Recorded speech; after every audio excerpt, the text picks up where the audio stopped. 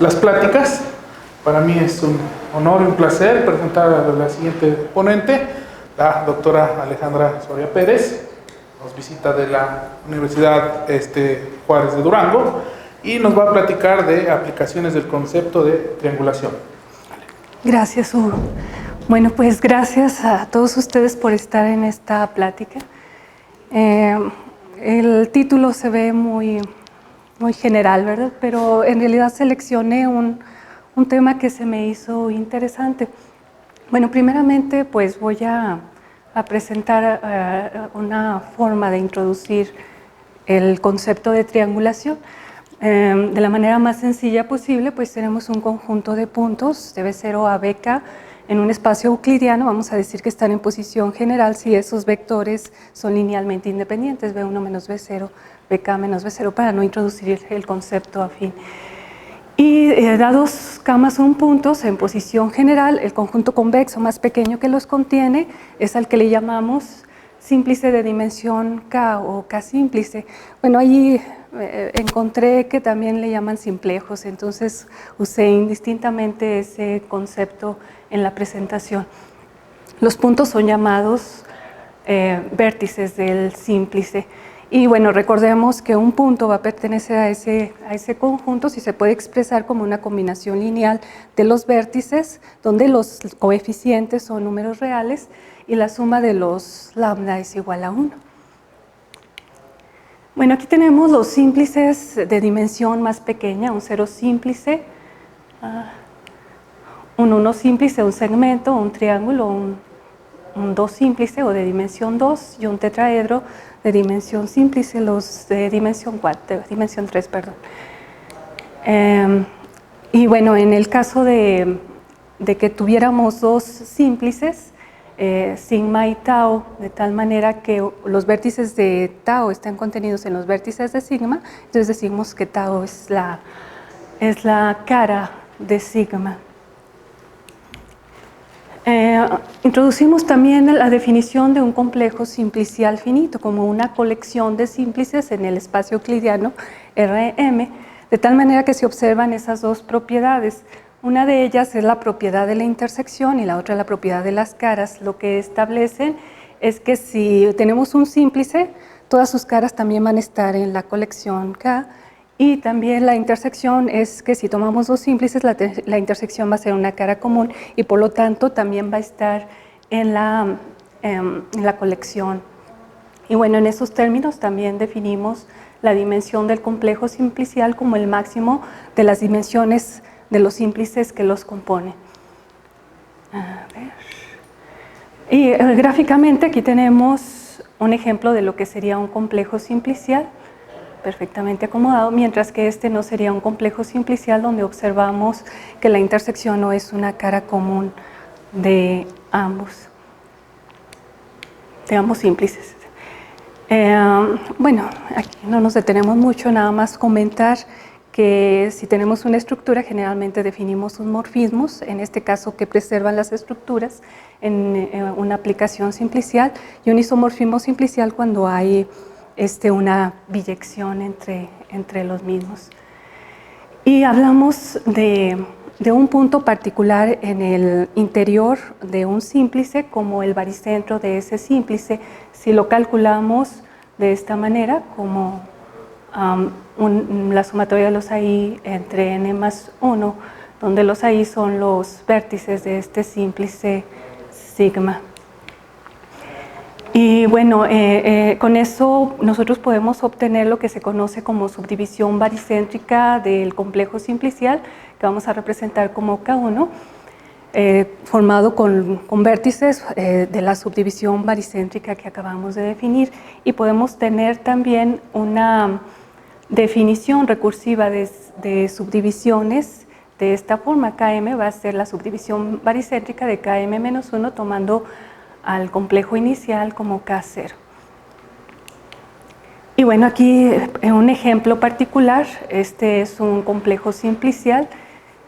Los vértices van a formar las coordenadas baricéntricas o los valores en este otro que va a ser la primera subdivisión baricéntrica, los puntos medios para el caso de los segmentos y la intersección de las medianas para el caso de los triángulos y así sucesivamente. Esta sería la primera subdivisión baricéntrica, esta de aquí, de K. Y bueno, aquí tenemos la segunda subdivisión baricéntrica de nada más un pedacito de un triángulo. Así como lo estamos viendo, es una colección de símplices con ciertas propiedades, pero si se ve como un subespacio, un subconjunto del espacio euclidiano, entonces hablaríamos de un poliedro como un subespacio del espacio euclidiano. Ese sería el poliedro subyacente, y de esta manera podemos definir una topología, la topología subespacio inducida por la topología usual en el espacio. Bueno, recuerden que en este caso particular estamos hablando de casos finitos, ¿verdad? De complejos simpliciales finitos. Y en esos términos pues podemos introducir la definición de un espacio triangulable. Vamos a decir que un espacio topológico se dice triangulable si existe ese poliedro K y un homeomorfismo del poliedro AX al par KH, es a lo que le llamamos una triangulación de X. La dimensión de X es lo que nos va a dar la dimensión del complejo simplicial K, al revés, ¿verdad? Donde K y H es una triangulación de X. Ahora, la decisión de cuál triangulación se va a utilizar pues es independiente. De todas maneras, la dimensión va a ser la misma. Y por otro lado, la triangulación se debe considerar como una herramienta que nos ayuda a probar resultados particulares o hacer algún cálculo. La importancia de la triangulación es esa, independientemente de cuál sea la triangulación que se vaya a utilizar. Y bueno, tenemos aquí un concepto interesante que es el de función simplicial. En este observamos que los vértices van de un complejo K. La función va entre poliedros, donde tenemos definida la topología. Su imagen va a un vértice del simplejo L. Los símplices o simplejos de un complejo K las imágenes van a un simplejo en L, no necesariamente de la misma dimensión. Y si X es un elemento de un símplice, pues, es decir, se expresa como una combinación lineal de los vértices, entonces su imagen va a ser la combinación lineal de las imágenes de los vértices. Es decir, ese es lineal en cada simplejo o símplice. No se exige que sea continua, pero se deduce de la definición la continuidad. Y bueno, si nosotros tenemos un par de complejos simpliciales y definimos una función entre los vértices, entonces si los vértices forman un simplejo de K, es una condición, y sus imágenes forman un simplejo de N, entonces se puede extender esa aplicación a todo el poliedro y llamamos a esa una G-aplicación, que tiene las propiedades que habíamos mencionado anteriormente. Para una función simplicial. Ahora, si yo tengo una función entre poliedros, esa función no necesariamente tiene que ser simplicial. Sin embargo, tenemos algo que se acerca a una función simplicial para cualquier función. Tenemos una función entre poliedros y tenemos un punto en el poliedro K, entonces la imagen f de x está en el interior de un único simplejo. A ese simplejo le vamos a llamar el portador de f de x. Una función simplicial va a ser una aproximación de la función x. Esta no necesariamente es simplicial si s de x está en el portador de f de x para cada x en k. Bueno, se me olvida.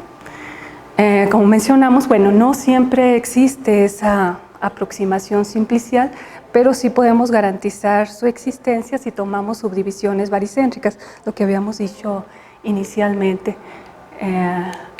Y tenemos el teorema ya conocido del teorema de aproximación simplicial entre poliedros. Aquí tenemos una función. De nuevo, seguimos mencionando que no necesariamente es simplicial, pero la aproximación simplicial sí lo va a hacer si tomamos para un m suficientemente grande el poliedro Km. Ahora, K y Km van a ser el mismo poliedro. El que va a cambiar allí sería el complejo simplicial. Y bueno, ya para introducirnos, sea X un espacio triangulable conexo por trayectorias o arco conexo, es decir, entre dos puntos podemos encontrar una trayectoria. Y tenemos una triangulación de X, reemplazamos a X por K, ya está triangulado y bueno, lo que vamos a trabajar se preserva o es un invariante bajo homeomorfismos. Entonces, una ventaja de usar un poliedro K es que los elementos de su grupo fundamental pueden ser representados por lazos, los cuales son compuestos por aristas de K. Entonces, ahora podemos hablar de otro grupo, vamos a llamarle otro grupo fundamental, nada más que este grupo le vamos a llamar grupo de aristas. Ese grupo, pues tendríamos que redefinir otra vez el concepto de homotopía para adaptarlo a lo que nosotros hemos trabajado con grupos fundamentales. Este grupo de aristas puede ser calculado y resulta isomorfo al grupo fundamental de K. Bueno, para lo que íbamos a explicar, estos serían los antecedentes. Tenemos dos espacios X y Y, decimos que son del mismo tipo de homotopía, si existen estas dos aplicaciones F y G, de tal manera que sus composiciones correspondientes van a las correspondientes identidades. Perdón. Y también pues tenemos el concepto de una retracción de deformación sobre X, cuando tenemos una homotopía de Gx cusia X, la cual es relativa a y la cual empieza en X y termina en el conjunto A. Bueno, la mencionamos por una característica particular. Ese conjunto X y A van a tener el mismo tipo de homotopía. Bueno, ahí mencionamos una justificación para que sean del mismo tipo de homotopía. Y bueno, esto es más para recordarles el concepto de grupo fundamental de X relativo a un punto. Recordemos que una vez que se define ese para un punto, entonces para otros puntos se puede encontrar un isomorfismo. Y bueno, se define en términos de las clases de homotopía y el producto se define o la operación entre los elementos de esas clases de homotopía, es la inducida por la de los lazos de los que estamos hablando.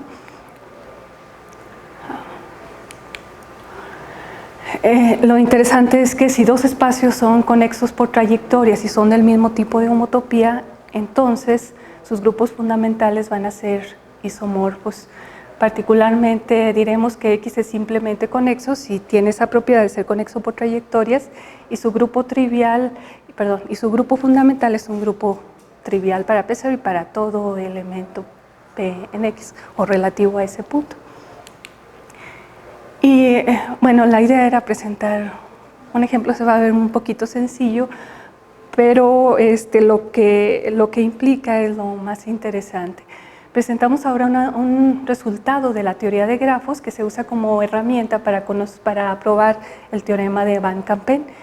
Van Kampen es un método para calcular grupos fundamentales a partir de los espacios que tienen grupos fundamentales que ya se conocen. Y bueno, era de esperar, un grafo es un complejo simplicial unidimensional, o sea, solo trabajamos los segmentitos. Y particularmente tenemos el árbol, un subcomplejo unidimensional de un complejo K, cuyo poliedro es conexo por trayectorias, ya habíamos mencionado esto, y es simplemente conexo, o sea, su grupo fundamental es trivial, es llamado un árbol. Y decimos que un árbol es maximal si siempre que T' es un árbol que contiene a T, entonces coincide, ¿verdad? En este caso se dice que es maximal. El resultado que quería presentarles es el que tenemos aquí. Un árbol maximal T contiene un complejo, en un complejo K contiene todos los vértices de ese complejo K. Bueno, nada más para recordar. Estamos hablando de un espacio X que es conexo por trayectorias La justificación se hace por reducción al absurdo, es decir, se supone que no ocurre esto, entonces va a haber algún árbol maximal que no contenga todos los vértices y entonces podemos tomar un vértice B que esté en el complemento del mismo. Y eso, bueno, es lo que estamos mencionando aquí. Aquí tenemos un árbol maximal de K, seleccionamos un vértice U que sí esté en T, recordemos que K es conexo con trayectorias y entonces el que está en el complemento lo unimos por una trayectoria en K. Aquí es donde entra el teorema de aproximación simplicial, porque esa trayectoria entre U y B se puede reemplazar con una subdivisión baricéntrica de un poliedro que va de esa trayectoria, por ejemplo, al árbol T. Y entonces lo que vamos a tener es, vamos a tomar el último BI de la trayectoria de aristas que descansa en T y formamos un nuevo subcomplejo agregando ese vértice BI más 1, que ya no está en T, y a la arista que abarca BI más 1. Entonces T' va a ser justamente T, pero agregándole ese pedacito. La forma en que se hizo la construcción establece que, o de ahí podemos sacar que se retrae por deformación a este poliedro y por lo tanto, bueno, ya sabemos que